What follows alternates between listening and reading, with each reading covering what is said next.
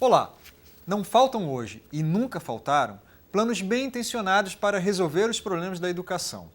Quase sempre, no entanto, políticas públicas vindas muitas vezes dos gabinetes do governo federal em Brasília esbarram em uma séria limitação: a falta de gestores qualificados para melhorar a qualidade do ensino.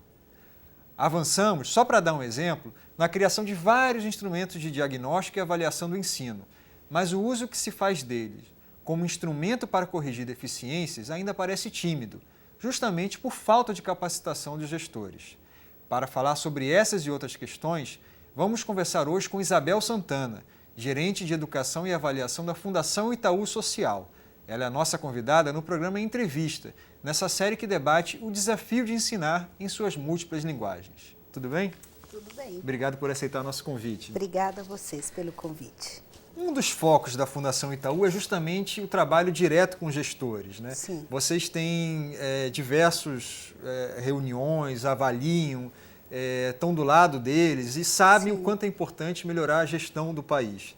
E eu estava apresentando aqui essa entrevista falando um pouco disso, né? Assim, muitas vezes a gente sente que tem programas muito bem intencionados, pensados lá no gabinete de Brasília, e quando você coloca no chão, eles esbarram não por falta, não por problemas na teoria, mas por falta ali de execução mesmo.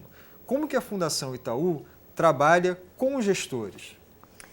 Antônio, primeiro, a razão para se trabalhar com gestores, sim, eu acho que é uma razão muito importante, né? Hoje, esse tema da gestão educacional, e aqui entendendo gestores, não só os secretários de educação dos municípios e secretários de educação do Estado, mas também os técnicos da secretaria, de cada secretaria de educação que fazem a gestão pública, os diretores de escola e suas equipes gestoras.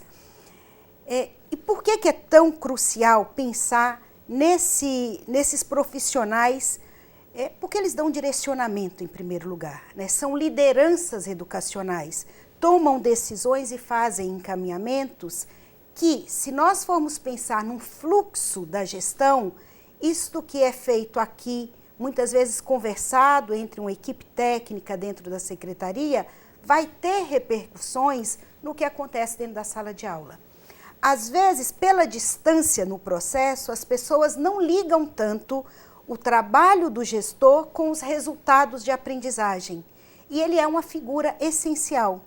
Quando a gente pensa na realidade brasileira, nós temos 5.570 municípios, ou seja, 5.570 secretarias ou diretorias de educação diferentes, com equipes diferentes e com autonomia para realizar o seu trabalho. E responsáveis pelo processo de aprendizagem e de desenvolvimento das novas gerações dos brasileiros. Então é um público que é preciso ser cuidado. Por que eu digo cuidado? Porque essa é uma realidade muito nova, né? A municipalização da educação vem da década de 80. Você tem aí toda a década de 90 em que isso vai se consolidando, então é uma realidade recente. E aí nós temos gestores com dificuldades, eu diria em dois âmbitos. Um primeiro é a formação do próprio profissional. Nesses 5.570 municípios, normalmente de pequeno porte, nós temos, uma equipe que é formada por bons professores, ou no máximo alguém que foi um diretor de escola, que pode entender de educação, mas conhece muito pouco das estratégias de gestão. Então tem um investimento a ser feito na formação do profissional. E um outro aspecto da gestão é o investimento em se repensar as estruturas da gestão. Como que é composta uma secretaria? Qual que é o processo de decisão? É pensar a gestão por processos. Coisas simples. Um processo de decisão e de encaminhamentos dentro de uma secretaria de como acontece a merenda escolar pode determinar se o aluno vai estar comendo uma maçã ou uma bolacha no horário de intervalo dele. Quer dizer, são decisões que impactam muito. E como que vocês fazem para que esse todo investimento, que não só vocês, mas outras entidades, o próprio governo faz na capacitação do gestor, não seja vir enxugar gelo, ou seja, troca na próxima eleição o político, troca, vem um outro gestor, as práticas se desaparecem. Pela experiência de vocês, as práticas continuam uma vez quando esse gestor é bem qualificado ou tem mesmo esse problema de desaparecer? Existe o grande problema no Brasil da descontinuidade das equipes gestoras e da descontinuidade dos projetos. Hoje, claramente, as pessoas explicitam e tratam como um grande problema. Isso já é um avanço. Algum tempo atrás, parecia normal. Entrar numa Secretaria de Educação e mudar tudo, parecia que era o jeito de funcionar. Então, hoje já se percebe como um problema e, pontualmente, existem esforços para continuidade. O risco de ficar continuamente enxugando gelo com a troca das equipes, ele tem sido tema, debate e várias estratégias estão sendo experimentadas. Ainda não existe a solução, mas eu vou mencionar uma estratégia que tem se mostrado fundamental, pelo menos nos nossos projetos da Fundação Itaú Social, na formação de gestores. É acoplar 3 aspectos: a formação dos gestores presencialmente, com o acompanhamento das atividades que ele realiza na secretaria, associado a toda uma metodologia e um trabalho de mobilização social. O que nós entendemos é que, se as ações da secretaria são apresentadas para a população de uma forma séria, consistente e com a participação social, por exemplo, pequenas cidades facilmente conseguem criar um fórum educacional, onde diferentes representatividades da sociedade civil participam para opinar, para discutir, para verificar avanços. Esta coesão da sociedade tem sido mais eficiente na cobrança e na busca por continuidade das ações. O gestor muda, o conjunto da população muda muito pouco. Então, este é o público principal. Por quê? A mobilização pela educação, ela acontece a partir dos usuários, ela acontece a partir da sociedade. Se a sociedade não está mobilizada ou entende que está tudo bem, não existe problema nenhum, dificilmente essa pressão acontece. Então, eu entendo que quando falamos de formação dos gestores, nós falamos de formação pessoal das competências e capacidades do profissional, aprimoramento das estruturas e mobilização social para uma participação efetiva. Seriam 3 pilares de sustentação para que as boas políticas educacionais continuem ou sejam aprimoradas, mas numa linha de que o que importa não é o nome ou o carimbo daquela gestão específica, mas o resultado que está se deixando para a população. Claro que lembrando que educação, você tem resultados em médio e longo prazo. Então, eu diria assim que os políticos têm que vivenciar um desapego e uma abnegação e entender que sim, os resultados de longo prazo vão beneficiar aquela cidade para a qual ele está trabalhando. Perfeito. Agora, tratando especificamente de um ponto que envolve gestão, mas é um ponto específico, que é o uso que fazemos das avaliações.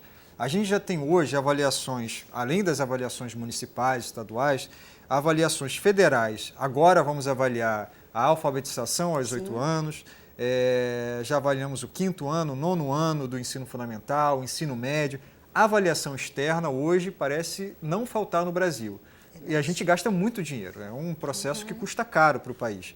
Agora, eu como jornalista, várias vezes, quando sai um resultado, por exemplo, de um IDEB, acontece muito de ligar para um secretário municipal de educação e ele não tem ideia do que é um IDEB. Claro que eu estou exagerando, não é generalizando, mas existem casos como esse. Sim. E mais do que isso, parece faltar às vezes capacidade de entender aquele resultado e, mais que isso, usar aquele resultado como para modificar as práticas pedagógicas da escola. Sim. E eu sei que a Fundação Itaú trabalha muito com essa questão também do uso das avaliações. Sim. Qual é o principal problema que vocês identificam?